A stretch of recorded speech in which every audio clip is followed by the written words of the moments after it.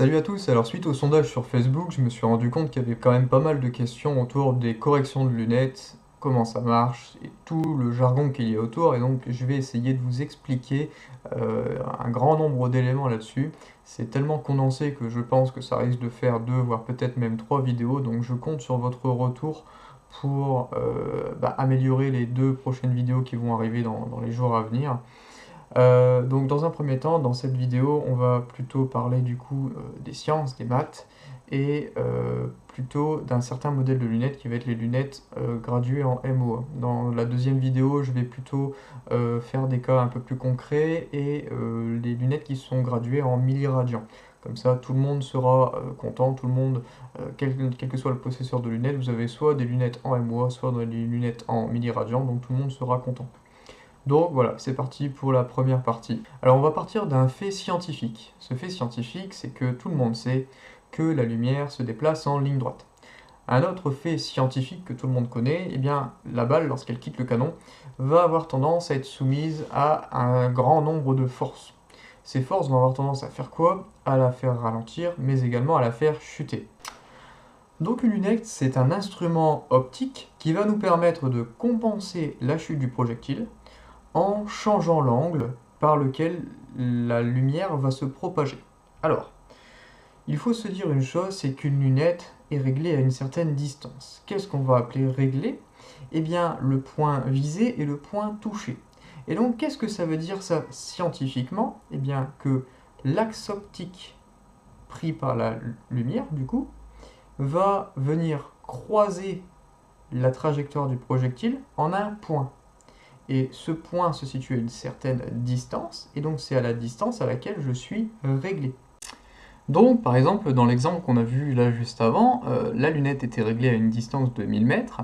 Si maintenant je veux être réglé à une distance de 1200 mètres, je vais devoir augmenter l'angle, et donc c'est le nouvel axe optique que vous pouvez observer cette fois-ci non pas en orange mais en vert, qui va cette fois-ci couper la trajectoire à 1200 mètres. Donc maintenant, on va voir comment on calcule cet angle et du coup, comment pouvoir prédire les corrections, quelle que soit la distance.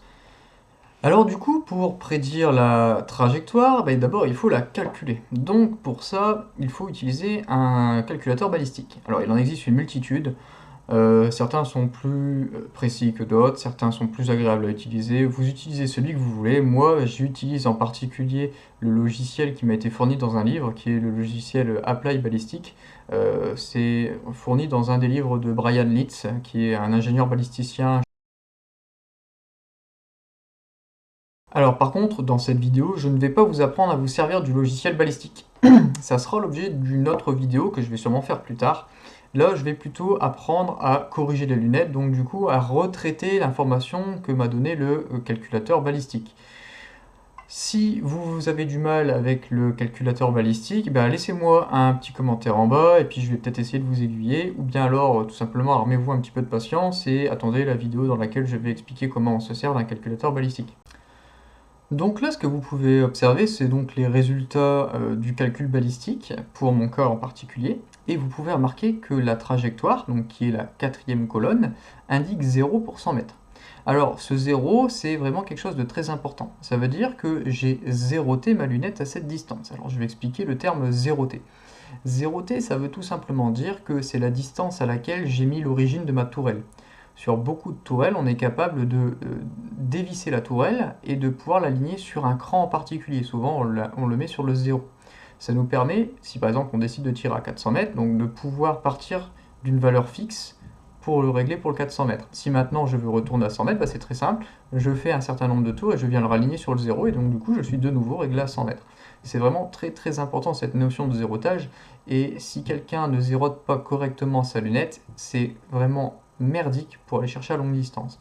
Donc, notion très importante ici, de très bien régler sa lunette à une certaine distance, qu'on va appeler le 0, et généralement c'est 100 mètres. Certaines personnes utilisent 200 mètres, surtout les chasseurs, pour tout ce qui est question de DRO, etc. Ici on s'en intéresse pas, on va plutôt du coup zéroter à 100 mètres. Donc du coup, on va maintenant analyser un petit peu les chiffres. Et donc ces chiffres nous disent quoi? Eh bien, nous disent les chutes du projectile par rapport à une certaine distance. Je vais prendre l'exemple, si je me situe à 1000 mètres, eh bien à 1000 mètres, mon projectile va chuter de 1057 cm. Et donc, l'avantage d'utiliser le calculateur balistique, c'est qu'il va nous donner du coup les chutes aux différents points. Et ayant mes chutes aux différents points, je vais maintenant pouvoir calculer du coup la correction que je dois apporter à ma lunette. Donc là maintenant on va attaquer vraiment le vif du sujet, les lunettes. Alors les lunettes, il y en existe de toutes les tailles, de tous les grossissements, tous les diamètres, diamètre de tube. Il y a plein de caractéristiques. Maintenant il y a une chose qui les lie, c'est généralement leurs unités. Souvent on va rencontrer des lunettes qui vont être plutôt graduées en MOA. Alors qu'est-ce que c'est qu'un MOA? Un MOA c'est une minute d'angle.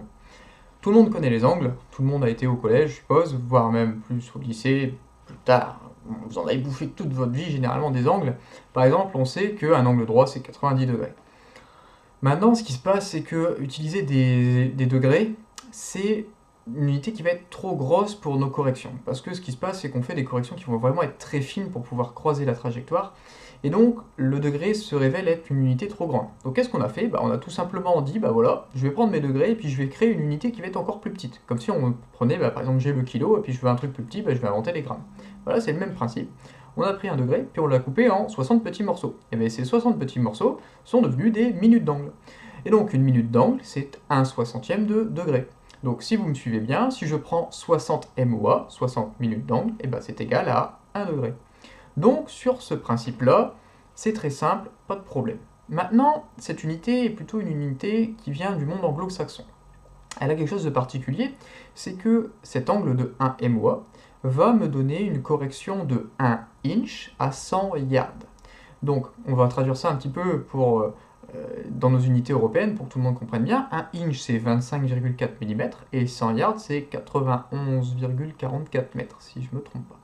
Et donc, du coup, si je viens projeter cette longueur de 25,4 mm, mais cette fois-ci à 100 mètres, pour qu'on tombe sur une unité un peu plus ronde, et ça fait 29,1 mm. Alors là, je suis désolé, je risque de vous rappeler des souvenirs atroces de votre enfance. Je vais vous parler un petit peu de trigonométrie, parce qu'on est aussi capable de montrer par un tout bête calcul de trigo cette valeur de 29,1 mm. Tout le monde connaît en trigonométrie, la tangente d'un angle, c'est égal à son côté opposé divisé par le côté adjacent. Le côté opposé, ça va être ma correction, et le côté adjacent, la distance. Donc, si on me suit bien, du coup, moi, ce que je veux, c'est la correction, donc ce que j'ai appelé le petit c dans mon petit calcul à la main, là, le petit brouillon. Et donc, ce que je cherche, du coup, c'est c. Je trouve que, donc, du coup, la tangente de 1/60e de degré, ça va être la correction divisée par 100. Donc ma correction, c'est 100 fois la tangente de 1/60e. Et donc ça me fait 29,1 fois 10 moins 3. Attention, vu que j'ai utilisé 100 à l'origine, c'est donc des mètres. Et si je veux les mettre en millimètres, je vais multiplier par 1000. Et donc j'obtiens bien mes 29,1 mm que je viens de vous annoncer précédemment. Donc tout simplement, un MOA, ça correspond à un angle de 29,1 mm à 100 mètres. Et c'est super simple à partir de ce moment-là, puisque si par exemple je veux savoir la valeur de mon MOA à, admettons, 200 mètres, 200 mètres c'est 2 fois plus loin que 100 mètres, et du coup la hauteur, la correction sera 2 fois plus grande. Donc mon MOA, qui valait à l'origine 29,1 mm à 100 mètres, vaut désormais 58,2 mm.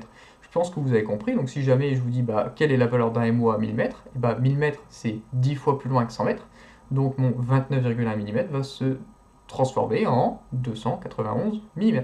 Ça y est, je pense que vous commencez à comprendre où je veux en venir. Donc maintenant, on va vraiment attaquer le vif du sujet et vous allez voir tous vos problèmes, tous vos petits brouillards va directement disparaître. Alors, ce que je fais, c'est que je prends les données de mon calculateur balistique et je vais tout réécrire dans un Excel. Donc dans la première colonne, je vais rentrer la distance, dans la deuxième, je vais rentrer la chute du projectile en centimètres à cette distance. Et donc, le problème, c'est que moi, jusqu'à maintenant, je vais toujours parler de MOA qui avait par exemple 29,1 mm, qui était l'équivalent de 29,1 mm à 100 mètres. Donc du coup, ce que je parlais, c'était des millimètres. Donc maintenant, ce que je vais faire, je vais créer une nouvelle colonne, qui est la colonne 3, qui va être du coup la chute que je vais avoir convertie en millimètres. C'est tout bête, on prend la deuxième colonne, on la multiplie par 10, on la fout dans la colonne 3, terminé, Excel, tout bête. Maintenant, connaissant la chute en millimètres, je vais aussi rajouter une quatrième colonne qui va être cette fois-ci la valeur de mon MOA à cette distance. Donc, par exemple, on sait qu'à 100 mètres, le MOA vaut 29,1 mm. Donc si je suis à 200 mètres, c'est 2 fois plus, donc 58,2. À 300 mètres, c'est 3 fois plus, 87,3, etc. Vous complétez le tableau, Excel le fait très bien. Maintenant, ce qu'on va faire, c'est qu'on va convertir cette chute en une valeur d'angle. Et donc, par exemple, on va prendre un cas qui tombe bien pour que vous vous rendiez bien compte. On va prendre le cas à 900 mètres. À 900 mètres, mon projectile chute de 7882 mm. Eh bien, si je devais voir combien de MOA ça signifie, eh bien, un MOA à cette distance correspond à 261,9 mm. Eh bien, je vais faire 7882 que divise 261,9 et je vais tomber sur 30,1. Eh bien, la chute de mon projectile va correspondre à une correction de 30,1 MOA sur ma lunette. Maintenant, ma lunette, si je prends ma lunette à moi, cette lunette par exemple ici, ma Night Force. Ma Night Force, elle est en quart de MOA. Donc ça signifie quoi? Que je dois faire 4 clics pour corriger de 1 MOA. Et bah du coup, mes 30,1 MOA, je vais les convertir en clics, en faisant quoi? En multipliant par 4.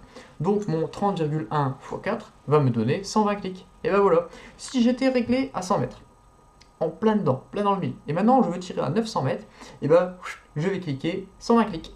Une fois que j'ai fait mes 120 clics, je vise et normalement je suis dedans au niveau de la hauteur. Maintenant, avec le vent, tout ça, vous risquez de dériver à gauche ou à droite. On verra peut-être la correction du vent un petit peu plus tard, mais tout au moins le projectile est à la bonne hauteur. Maintenant, il faudra à vous de régler la correction à l'horizontale. Et donc, partant de ce principe, après ça devient très simple. Vraiment, ce qui a vraiment de très très important, c'est de bien définir son zéro. Son zéro, c'est vraiment la chose primordiale. Alors, je vais vous donner quelques conseils sur la définition du zéro. Moi, j'ai déjà remarqué qu'en fonction de la surface sur laquelle je tirais, mon zéro avait tendance à bouger un petit peu. Je m'explique. Je vais régler ma lunette parfaitement à 100 mètres en étant en appui sur un trépied sur une table. Tout est dans le centre, c'est parfait, le groupement est centré, très bon groupement, impeccable. Maintenant, je prends cette même carabine sans la trimballer dans tous les sens, sans la cogner ni quoi que ce soit. Je vais juste lui installer un bipied et je vais m'allonger sur du sable et je vais tirer et... Oh, merde, je suis plus dans le 1000 à 100 mètres. Comment ça se fait? Il faut que vous rendiez compte que le phénomène vibratoire qu'il y a lors du tir va être différent si vous êtes sur une table, si vous êtes sur du sable, si vous êtes sur du gravier, si vous êtes sur du béton, ce n'est pas la même chose. Et donc généralement, on vous demande de zéroter votre lunette, donc de faire votre réglage de lunette sur le sol sur lequel vous allez avoir tendance à tirer. Donc si vous avez plutôt tendance à tirer dans la prairie ou quoi que ce soit, je vous conseille de faire votre zéro dans les conditions du tir. Donc de faire un zéro sur, sur de l'herbe, sur ce que vous voulez, en fonction de votre utilisation à vous. C'est très très important parce que on peut très vite avoir des grosses surprises. Par exemple, la dernière fois, j'ai fait un essai, j'avais tout zéroté sur mon trépied, c'était nickel. Je vais ensuite sur une autre surface, je commence à tirer et là je vois que j'avais un gros décalage, quoi. J'avais presque un bon centimètre et demi de décalage. Ce centimètre et demi à 100 mètres, ça correspond à un demi-MOA. Ça n'a l'air de rien, un centimètre et demi, mais cette différence à 1000 mètres de 1 centimètre et demi devient 15 cm. Eh bien, ce 15 cm, c'est ce qui peut vous mettre dedans, ce qui peut vous mettre complètement à côté. Si par exemple, voilà, je lis mon calculateur et pouf, à 1000 mètres, il me dit, voilà, tu dois faire 145 clics. Je vais faire mes 145 clics, mais le problème, c'est que vu que ma référence de base n'était pas la bonne, mes 145 clics vont m'amener peut-être trop haut ou trop bas, puisque ma référence n'est pas bonne. Donc vraiment, j'insiste, je suis un petit peu relou là, mais c'est super important le zéro. Vaut mieux vérifier 2 fois son zéro. Très très important, une notion vraiment primordiale. Bon, voilà ce qui marque la fin de la première vidéo sur les corrections de tir. Bon, j'espère que ça vous a plu. J'ai essayé de rester vraiment le plus simple possible. Je vais rentrer un petit peu plus dans le détail dans la prochaine vidéo qui, je pense, arrivera fin de semaine, peut-être même début de semaine prochaine. On va voir en fonction de ma charge de travail. Dans tous les cas, merci à tout le monde pour votre soutien, hein, tous les messages que j'ai reçus aussi bien sur Facebook que sur YouTube, etc. Ça me fait plaisir, ça me donne envie de continuer. N'hésitez pas à liker et puis à vous abonner à la chaîne si vraiment ça vous plaît et que vous voulez continuer à avoir du contenu. Je pense que je vais essayer de continuer au rythme auquel je suis ad vitam aeternam, hein, jusqu'au moment où est-ce que plus personne n'a plus de questions. Donc je pense, j'espère jamais, puisque voilà, l'être humain est toujours en train d'avancer et on a toujours de nouvelles questions qui viennent, hein, la science continuera toujours. En tout cas, merci à tous et puis à bientôt dans une autre vidéo.